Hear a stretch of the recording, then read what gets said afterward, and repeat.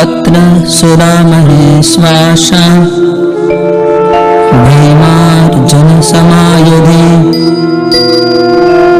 योधानो विराटश्च द्रुपदश्च महारथा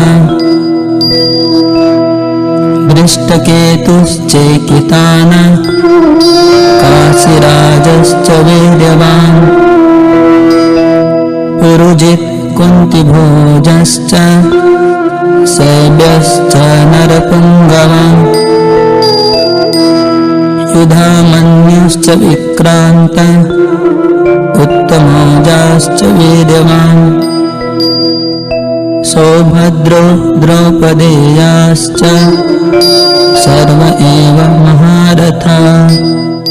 সেই সমস্ত সেনাদের মধ্যে অনেকে ভীম ও অর্জুনের মতো বীর ধনুর্ধারী রয়েছেন এবং যুযুধান, বিরাট ও দ্রুপদের মতো মহাযোদ্ধা রয়েছেন।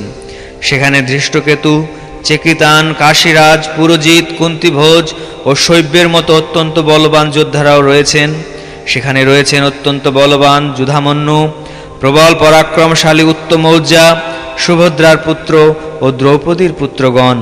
এই সব যোদ্ধারা সকলেই এক একজন মহারথী। তাৎপর্য: যদিও দ্রোণাচার্যের অসীম শৌর্য, বীর্য ও সামরিক কলাকৌশলের কাছে ধৃষ্টদ্যুম্ন ছিলেন এক অতি নগণ্য প্রতিবন্ধক এবং তার ভয়ে ভীত হবার কোনো কারণই ছিল না দ্রোণাচার্যের পক্ষে, কিন্তু ধৃষ্টদ্যুম্ন ছাড়াও পাণ্ডবদের পক্ষে অন্য অনেক রথী মহারথী ছিলেন যারা সত্যি সত্যিই ভয়ের কারণ হয়ে দাঁড়িয়েছিলেন।